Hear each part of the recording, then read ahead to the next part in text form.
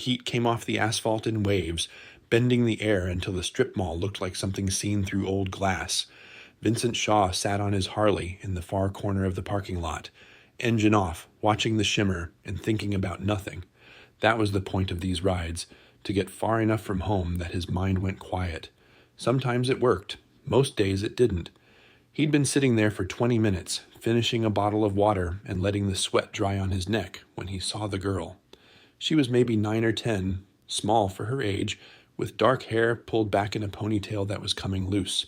She came out of the dollar store with a plastic bag in one hand and a popsicle in the other, walking with the careful steps of a kid who'd learned to move without being noticed. Vincent knew that walk. His son had walked like that near the end. The teenagers appeared from around the corner of the building. There were 3 of them, 2 boys and a girl, 15 or 16, wearing the kind of expensive athletic clothes that cost more than Vincent's grocery bill. The tallest boy, blond and broad-shouldered, said something Vincent couldn't hear. The little girl stopped walking. Vincent straightened on his bike. The blond kid stepped closer. The girl with him laughed, a sharp, cruel sound that carried across the parking lot. The little girl tried to move around them, but the second boy blocked her path. She clutched her plastic bag against her chest and stared at the ground. Vincent was off his bike before he made the conscious decision to move. He didn't run. Men like him didn't need to run. He walked with the kind of purpose that made people look twice and then look away, his boots heavy on the hot pavement, his cut announcing exactly who and what he was. Desert Nights MC, the patch read, Sergeant at Arms. The teenagers didn't notice him until he was 10 feet away. "Something funny?" Vincent asked. The blond kid turned. Up close, he had the soft face of a boy who'd never been told no. Expensive haircut, teeth that had seen an orthodontist, eyes that held no fear because he'd never had reason to learn any. "Mind your own business, old man." "I'm making it my business." Vincent stopped between the teenagers and the girl. He didn't look at her yet, kept his eyes on the blond kid, on the way his friends were already stepping back. "You want to tell me what's going on here? We were just talking to her." Didn't look like talking. The blond kid's jaw tightened. For a moment, Vincent thought he might actually try something, might be stupid enough to swing at a man who outweighed him by 60 pounds and had been in more fights than this kid had years on Earth. But then, the girl behind him tugged at his sleeve and whispered something, and the moment passed. "Whatever." The kid stepped back, hands raised in mock surrender. "We were just leaving anyway." He looked past Vincent to the little girl and smiled, a cold, promising smile. "See you around, Lily." They walked away, unhurried, laughing about something before they reached the corner of the building. Vincent watched them go, memorizing faces, filing away details. Then he turned to the girl. She hadn't moved. The popsicle was melting down her wrist, purple streaks running toward her elbow, but she didn't seem to notice. Her eyes were fixed on a point somewhere past Vincent's shoulder, deliberately not meeting his gaze. "Hey." He crouched down, bringing himself to her level. "You okay?" She nodded without looking at him. "They do this a lot. Bother you?" No response. Just that same fixed stare, that same careful stillness, like a rabbit hoping the hawk would lose interest if it just stayed quiet enough. Vincent had seen that stillness before, too.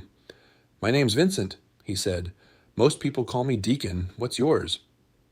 For a long moment, he thought she wouldn't answer.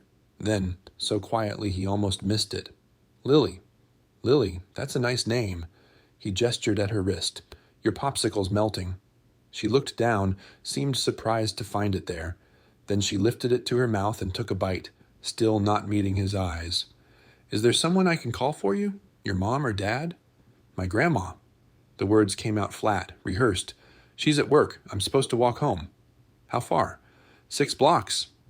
Vincent looked in the direction the teenagers had gone. 6 blocks was a long way for a little girl to walk alone when there were kids like that around. "You want me to walk with you? Or I can give you a ride on my bike, if that's okay with your grandma." Lily shook her head quickly, the most animated response she'd given. "I'm not supposed to get rides from strangers." "Smart rule." Vincent stood, his knees protesting the movement. "How about I follow you then?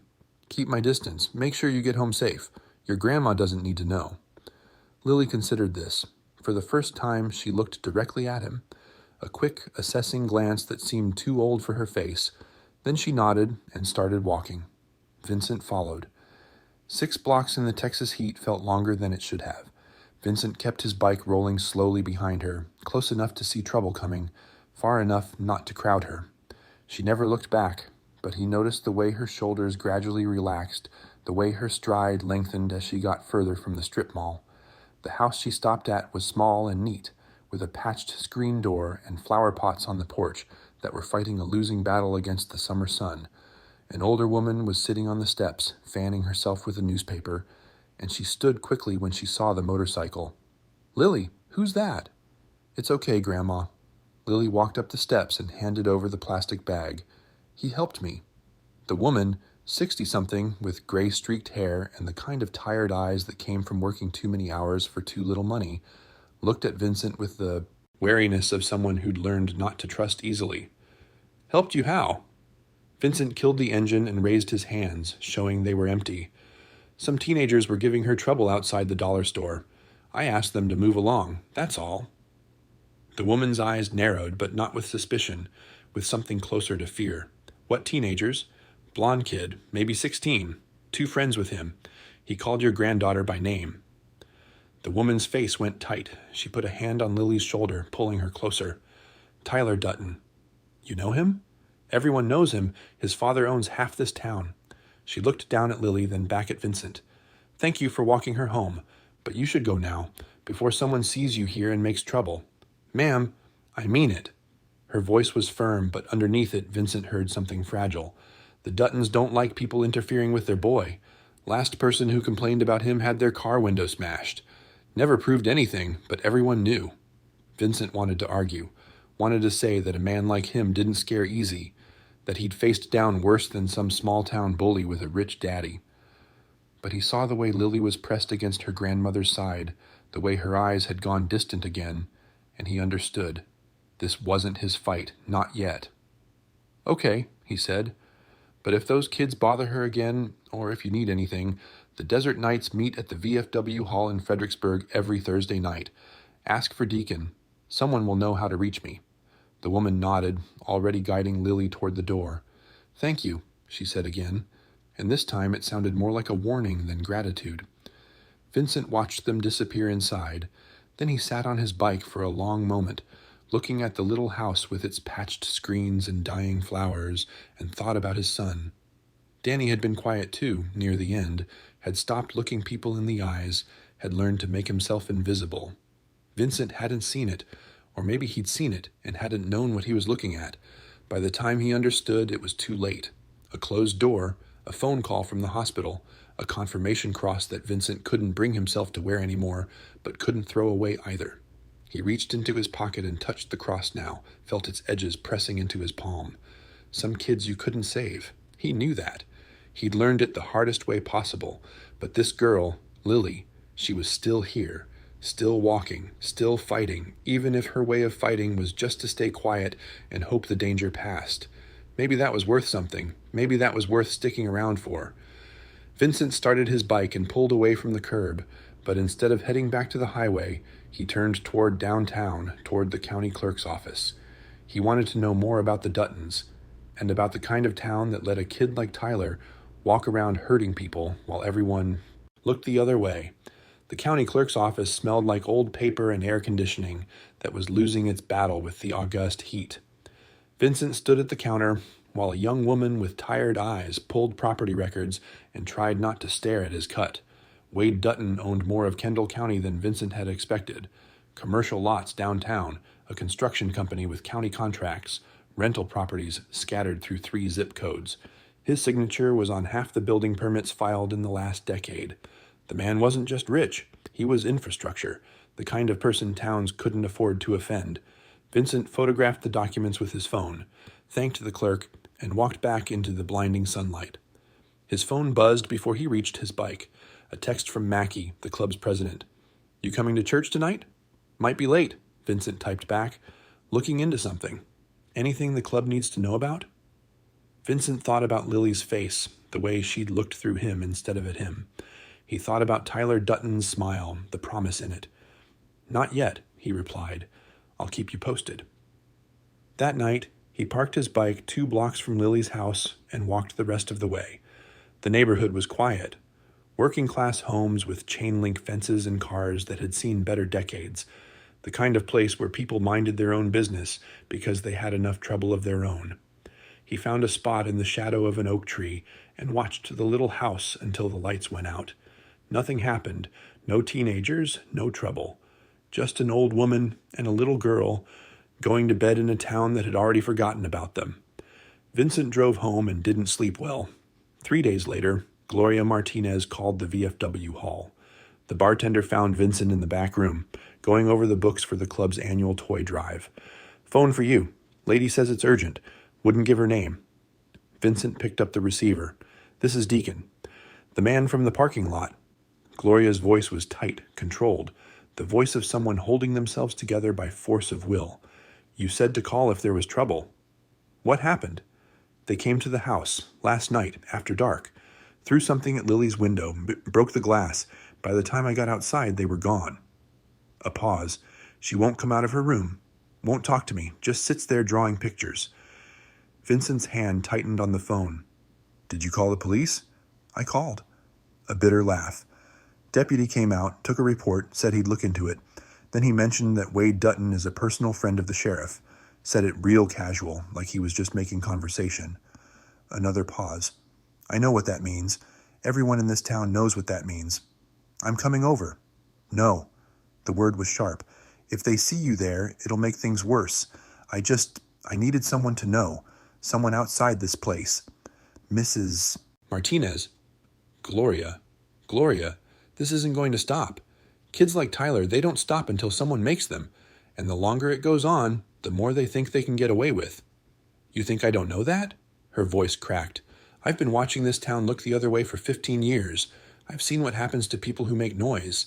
I can't afford to lose this house. I can't afford to lose my job. Lily's parents are gone. I'm all she has." Vincent was quiet for a moment. Then he said, "How did you lose them?" The silence stretched so long he thought she'd hung up. Then, "Car accident, 3 years ago. Lily was in the back seat. She watched her mother die." Gloria's voice dropped to almost nothing. "She used to be such a talker. Couldn't get her to be quiet for 5 minutes. Now some days I can't get her to say 5 words. Vincent thought about Danny's room, the way it had gone silent in the months before the end. The closed door, the one-word answers, the slow retreat into somewhere Vincent couldn't follow. "I want to help," he said, "but I can't do that if you won't let me." "What could you possibly do? You're one man." "I'm not one man. I'm part of a club, and we've dealt with bullies before, the kind with money, the kind with badges, the kind who think they're untouchable." Vincent looked at the wall, at the photos of desert knights who'd served and come home changed, who'd found a family in leather and chrome when their blood families couldn't understand. "I need you to trust me. Can you do that?" Gloria didn't answer right away.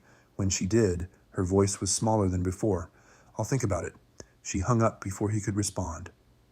Across town, Wade Dutton poured himself a scotch and stared at his son. Tyler was sprawled on the leather couch in the den, scrolling through his phone, looking for all the world like a kid without a care. He'd grown up in this house, surrounded by nice things, told every day that he was special, that rules were for other people. Wade had built that life for him, had worked 18-hour days and cut corners and made deals he wasn't proud of, all so his son wouldn't have to struggle the way he had. Now he was starting to wonder if he'd built a prison instead. "The sheriff called," Wade said. Tyler didn't look up. "So?" "So someone filed a complaint about you. Again. Something about a broken window." "Wasn't me." "Tyler." "It wasn't." Tyler finally met his father's eyes, and Wade saw something there that made his stomach tighten. Not guilt, not defiance, but something blank and cold. "I was with Brandon and Kayla all night. They'll tell you." "I'm sure they will." Wade set down his glass. "This is the 3rd complaint in 2 months. The 2nd about that same little girl. People are starting to talk." "People always talk. You said it yourself. Talk doesn't matter. What matters is who has the power." Wade flinched. He had said that years ago, when Tyler was just a boy, crying. About something unfair at school. He'd meant it as reassurance, as a lesson about how the world worked. He hadn't meant for it to become a philosophy. There's a difference between having power and abusing it. Is there? Tyler smiled, and for a moment, he looked like a stranger. You taught me that too, Dad. Every time you made a problem go away, every time you called the sheriff or the principal or whoever and made sure I didn't have to deal with consequences. He stood, tucking his phone in his pocket. I'm going out. Don't wait up. He was gone before Wade could think of a response. The scotch sat untouched on the desk. Wade stared at it for a long time, thinking about the boy Tyler used to be, the one who'd cried when his goldfish died, who'd made Mother's Day cards for a woman who'd left when he was 6, who'd once asked if being rich meant they had to be mean. Somewhere along the way, that boy had disappeared, and Wade was beginning to suspect he was the one who'd killed him. Vincent spent the next week gathering information. He talked to shop owners downtown who suddenly remembered appointments when he asked about the Dutton kid. He talked to parents who spoke in whispers and kept looking over their shoulders. He found a janitor at the middle school who told him Tyler had been suspended twice last year, and both times the suspensions had been reversed after Wade made a donation to the athletic department. The pattern was always the same. Tyler hurt someone, complaints were filed, and then everything went quiet. Witnesses recanted, evidence disappeared, and Tyler walked away, smiling. On Thursday, Vincent brought what he'd found to church. The Desert Knights met in the back room of the VFW hall, 14 men around a scarred wooden table, their cuts hanging on the backs of their chairs. Mackie sat at the head, listening without interrupting, while Vincent laid out the situation. When he finished, the room was quiet. This isn't club business, said a man named Rooster. It's one kid being mean to another kid. That's what schools are for. Schools aren't handling it. Police aren't handling it. Nobody's handling it because Daddy writes checks. So what do you want us to do? Roll up on a 16-year-old? I want us to do what we always do. Vincent looked around the table. Stand up, be visible, let people know that someone's watching. That's usually enough to make these types back off. And if it's not?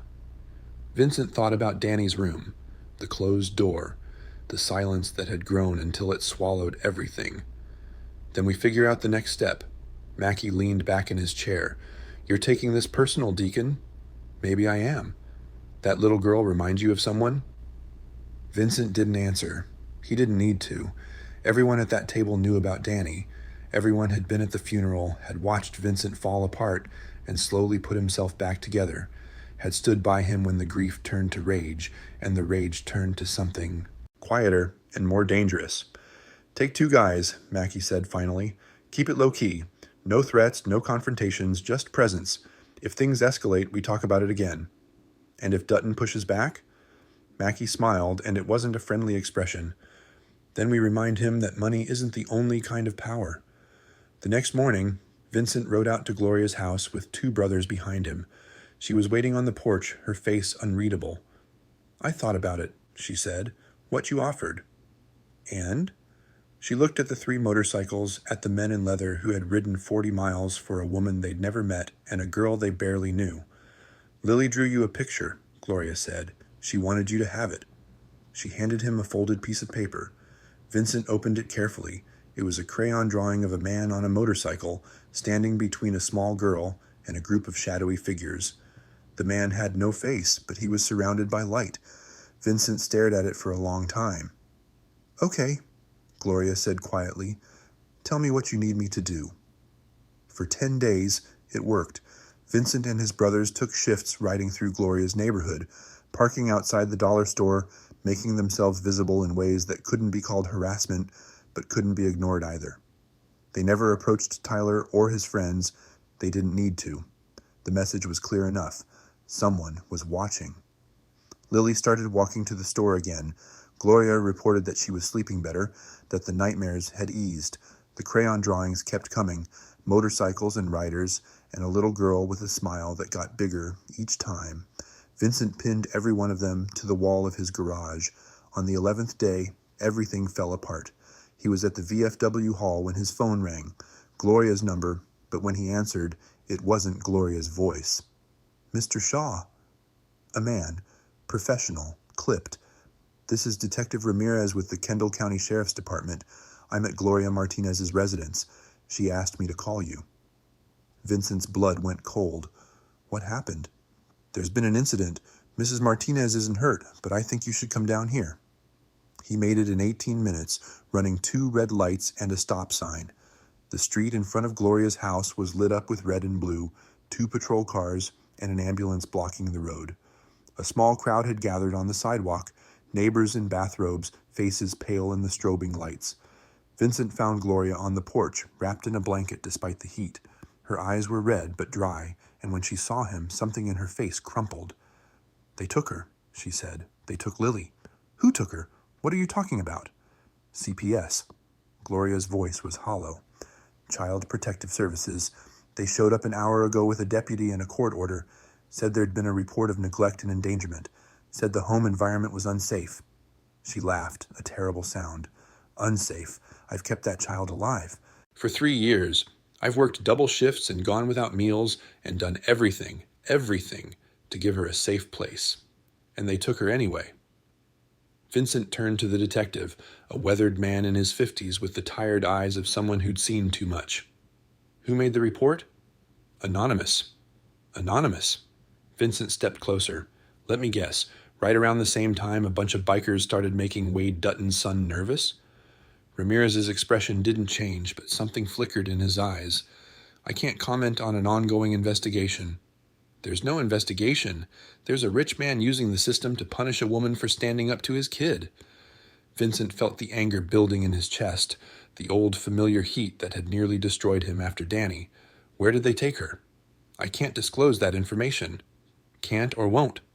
"Mr. Shaw," Ramirez lowered his voice, "I understand you're upset, but you need to walk away from this. Right now, tonight, you need to get on your motorcycle and go home and let the system work. The system is what put a 9-year-old girl in the back of a car because her grandmother let a biker help her." Ramirez was quiet for a moment. Then he said very softly, "Foster care intake is handled through the county office on Maple Street. They process new placements between 8 and 10 in the morning." He held Vincent's gaze. "That's not information I'm giving you. That's just something anyone could look up." He walked away before Vincent could respond. Gloria was still on the porch, staring at nothing. Vincent sat down beside her and didn't say anything for a long time. "This is my fault," he said finally. "No. If I hadn't gotten involved, then Tyler Dutton would have kept tormenting my granddaughter until he got bored or she broke. This isn't on you." Gloria turned to look at him. "This is on a town that's been looking the other way for so long they forgot what standing up looks like. What do we do now?" "I don't know." Her voice cracked. She's never been away from me. Not since her parents died. She doesn't sleep without her bear. She doesn't talk to strangers. She'll be so scared, and I can't." She stopped, pressing a hand to her mouth. Vincent reached into his pocket and pulled out the confirmation cross. He'd carried it every day for 2 years, since the morning he'd found Danny's room empty and the bathroom door locked. He'd never shown it to anyone, never talked about what it meant. "My son gave this to me," he said. "The day he was confirmed. He was 14. Told me it was supposed to be for him, but he wanted me to have it so I'd remember him when I was on the road." Vincent turned the cross over in his fingers. 2 years later, he was gone, took his own life, and I've spent every day since then wondering what I missed, what signs I didn't see, what I could have done differently. Gloria didn't say anything. She just listened. "I can't save Danny. I know that. But when I saw Lily in that parking lot, the way she looked through me instead of at me, the way she'd learned to be invisible, I saw him. I saw what I should have recognized before it was too late." Vincent put the cross back in his pocket. "I'm not going to let her disappear. I'm not going to let them erase her. Whatever it takes." "Whatever it takes" might mean going up against Wade Dutton directly. He's got money, lawyers, connections. He's got the sheriff in his pocket. Then we find people he doesn't own. Vincent stood, pulling out his phone. "There's a family court judge in San Antonio who grew up riding with my father. There's a reporter at the Express News who's been trying to write about CPS overreach for years. And there's about 60 desert knights who've been waiting for a reason to ride." "You'd do all that? For us?" Vincent looked at the empty house, the dark window where Lily's room was, the crayon drawings he knew were still taped to her wall. "My son drew pictures too," he said. Near the end, I didn't look at them closely enough. I didn't see what he was trying to tell me. He met Gloria's eyes. I see Lily. I see her clearly, and I'm not looking away. Gloria stood slowly. She seemed older than she had an hour ago, worn down by a weight that had been building for years, but when she spoke, her voice was steady. Then we fight. Vincent called Mackie from the road. I need everyone, he said. Every brother who can ride. This isn't surveillance anymore. This is war. War against who? Wade Dutton, the county CPS. Anyone who thinks they can use a little girl as a pawn. Vincent's jaw tightened. They took her, Mackie. They used a fake neglect report to take her out of the only home she's got. The line was quiet for a moment. Then Mackie said, How many do you need? As many as you can get. We ride at dawn. I'll make calls. Vincent hung up and rode through the night, making calls of his own. Judge Esperanza in San Antonio, who listened without interrupting and promised to look into the court order first thing in the morning. Carla Vega at the Express News, who said she'd been waiting for a case exactly like this.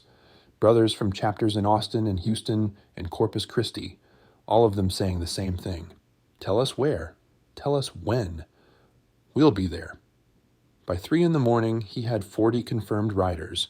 By 5, it was 60. Word had spread beyond the Desert Knights to other clubs. The Iron Circle, the Lone Star Riders, the South Texas Veterans MC. Men who'd never met Lily, who'd never seen her drawings or heard her voice, but who understood what it meant when the powerful crushed the weak. At 6:47 a.m., Vincent pulled into Gloria's driveway. She was sitting on the porch in the same clothes she'd been wearing the night before, a cup of coffee growing cold in her hands. They're coming, he said, all of them. Gloria looked past him to the street where the first headlights were already appearing on the horizon. Will it be enough? Vincent thought about Wade Dutton, about the sheriff, about all the ways money could twist the system into knots.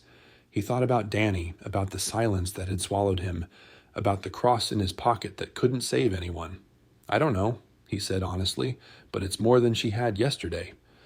The rumble of engines grew louder, filling the morning air like thunder.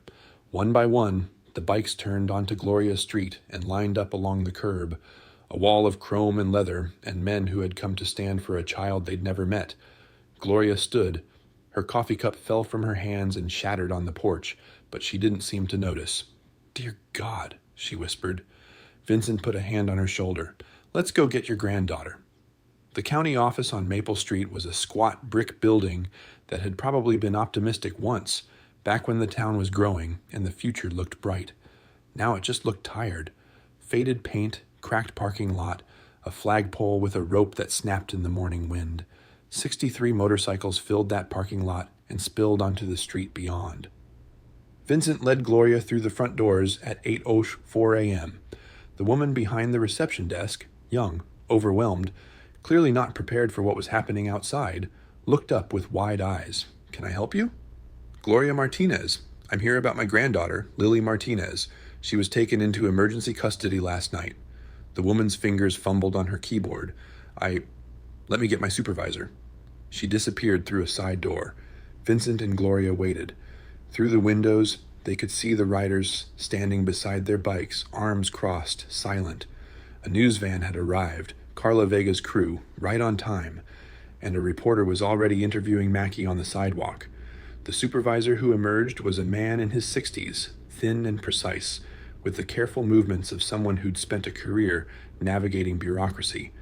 His name tag read, Harold Finch, and his eyes moved from Gloria to Vincent to the window and back again. Mrs. Martinez, I understand you're concerned about your granddaughter. Concerned? Gloria's voice was steady, but Vincent could see her hands shaking. She was taken from her home in the middle of the night based on a lie. I want her back. The report we received indicated the report was false, filed anonymously by someone with a grudge. There is no neglect. There is no endangerment. There is only a powerful man trying to punish me for protecting my granddaughter from his son. Finch's expression didn't change, but something flickered behind his eyes. Those are serious allegations. So is taking a child from her only family. Gloria stepped closer to the desk. I've raised that girl for 3 years. I've worked 2 jobs to keep a roof over her head. I've held her through nightmares about the accident that killed her parents. And you're telling... Me that some anonymous phone call is enough to rip her away from everything she knows? Mrs. Martinez, I understand this is difficult. You don't understand anything. Gloria's voice cracked. She doesn't talk to strangers. She barely talks to anyone. She's spent 3 years learning to feel safe again. And you've just taught her that safety is an illusion, that anyone can be taken at any time. How do you think that's going to affect her? Finch was quiet for a moment. Then he said, The emergency placement is temporary. There will be a hearing within 72 hours to determine 72 hours is too long. Vincent stepped forward. We have reason to believe the report was filed by Wade Dutton, or someone acting on his behalf. His son Tyler has been harassing Lily for months. We have documentation, witnesses, incident reports, a pattern of intimidation that the sheriff's department has repeatedly failed to address. And you are? A concerned citizen. Vincent met his gaze. Also, someone who's been in contact with Judge Maria Esperanza in San Antonio. She's reviewing the court order that authorized the removal. If there are irregularities, and we believe there are, she's prepared to intervene. Finch's face went very still. Judge Esperanza doesn't have jurisdiction in Kendall County. No, but she has a lot of friends who do. And she has a particular interest in cases where CPS authority is weaponized against vulnerable families. Vincent pulled out his phone, showed Finch the text message he'd received an hour ago. She's already made some calls. I'd expect you'll be hearing from the State Oversight Office within the hour. The room was silent. Outside, more cars were arriving. Not just bikers now, but regular people, neighbors, families who'd heard about what was happening and come to see for themselves. The crowd was growing. I need to make some calls, Finch said finally. He disappeared through the same door the receptionist had used. They waited. 20 minutes passed. 30. Gloria paced the small waiting room while Vincent stood by the window, watching the street fill with people. Carla Vega was doing a live broadcast now, the camera panning across the crowd as she explained what had brought 60 bikers to a county office on a Tuesday morning. At 9:17, the door opened again, but it wasn't Finch who walked through. It was Wade Dutton. He looked smaller than Vincent had expected, not physically, but somehow diminished, like a man who'd been carrying a weight he couldn't set down. His suit was expensive but wrinkled, his eyes red-rimmed, his jaw tight with something that might have been anger or might have been fear. Mrs. Martinez, his voice was hoarse, I came to apologize. Gloria stared at him. Apologize? For my son? For what he's done? Dutton's hands were shaking slightly. He shoved them in his pockets. I didn't know about the report, not until this morning when I saw the news. Tyler, he used my name, my connections, without telling me. He thought he was protecting himself, protecting me. A bitter laugh. He's been protecting me from consequences his whole life. I just didn't realize I was the one who taught him how. Your son terrorized my granddaughter for months. He broke her window. He made her afraid to walk to the store, and now she's in some stranger's house, alone and scared, because he couldn't stand that someone finally stood up to him. I know. Dutton's voice broke on the words. I know, and I can't undo any of it, but I can try to make it right. He turned to Vincent. You're the one who's been watching him, the biker. That's right. My son is afraid of you. First time he's been afraid of anything in years. Dutton met his eyes. I should thank you for that. Fear might be the only thing that saves him. I'm not interested in saving your son. I'm interested in protecting that little girl. So am I. Now. Dutton pulled an envelope from his jacket.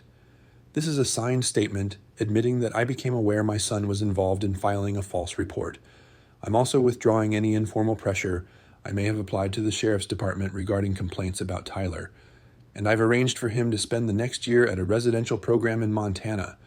Behavioral intervention, therapy, the works. He doesn't know yet. He's going to hate me for it. A pause. Maybe that means I'm finally doing something right. He handed the envelope to Gloria. She didn't take it. Why should I believe you? You shouldn't. I've given you no reason to trust me.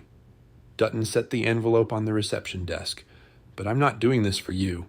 I'm doing it because last night I looked at my son and didn't recognize him. And I realized that I'm the one who made him that way. Every time I fixed his problems, every time I made consequences disappear, I told him that other people don't matter. That power is all that counts. His voice dropped. My wife left when Tyler was 6, said I loved my business more than my family. She was right. I've been trying to buy my son's love ever since, and all I've done is destroy him." The room was quiet. Gloria looked at the envelope, at Dutton, at Vincent.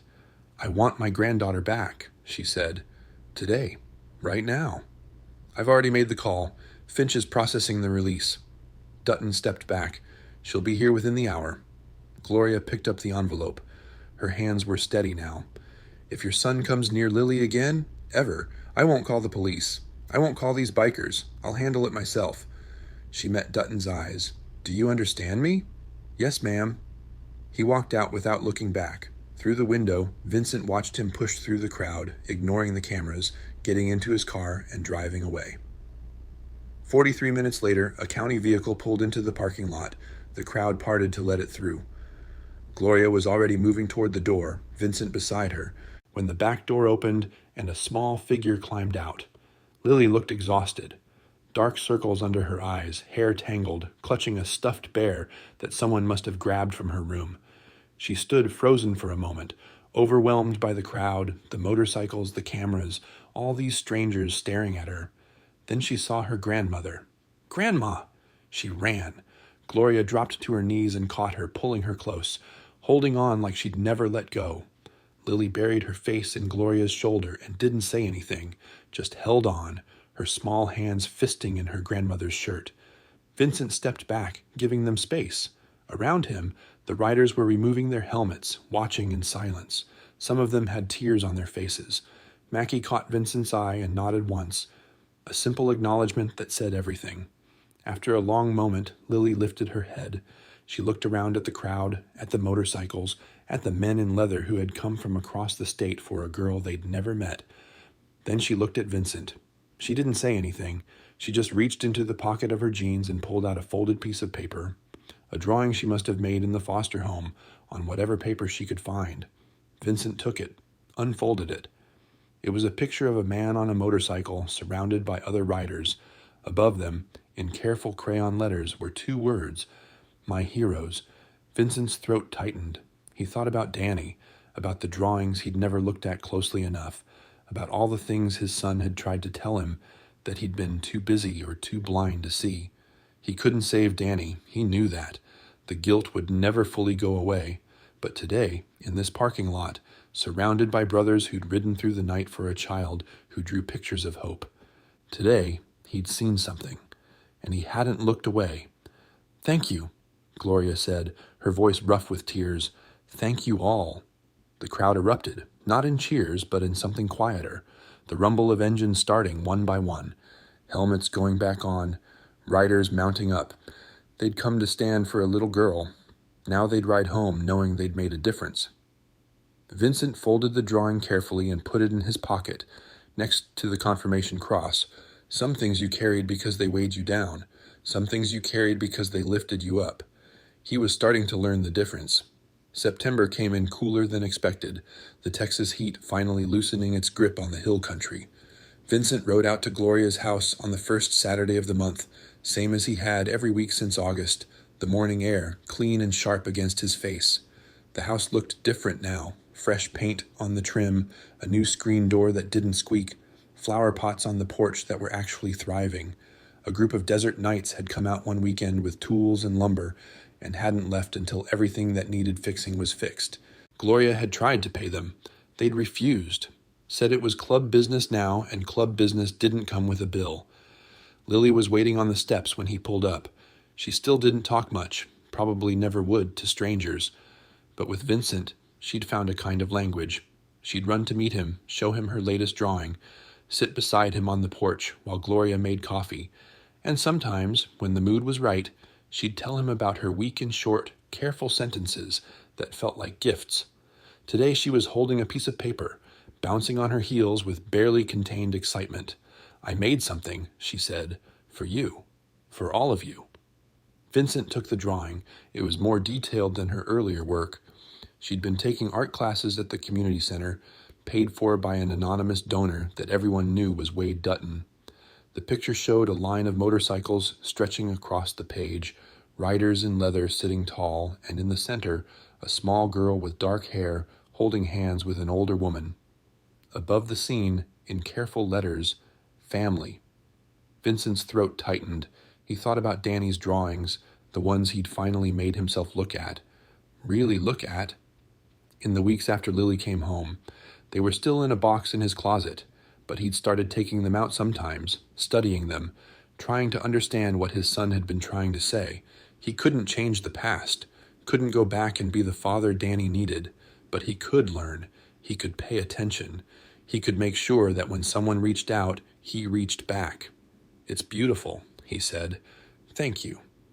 Lily smiled, a real smile, the kind that reached her eyes, and ran inside to help Gloria with the coffee. The Dutton boy had been in Montana for 6 weeks now. Vincent had heard updates through the grapevine. Carla Vega had kept tabs on the story, running follow-up pieces that had drawn attention from across the state. Tyler was struggling, apparently. The program was harder than anything he'd ever faced, and there was no daddy to make the hard parts go away. But he was still there. Hadn't quit.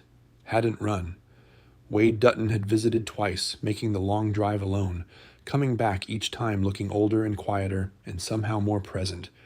He'd stopped by the diner where Gloria worked one afternoon, not to talk, just to leave an envelope with enough cash to cover 3 months of her mortgage. She'd tried to return it. He'd refused. Said it wasn't charity. It was restitution. Said he was still calculating what he owed and would probably be calculating for the rest of his life. Vincent didn't know if Tyler would come back a better person.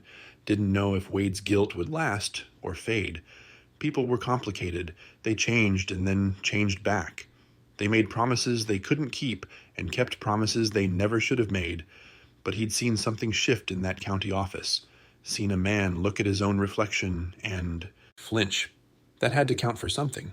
Even if it didn't last, even if it all fell apart tomorrow, there had been a moment when Wade Dutton chose to be different.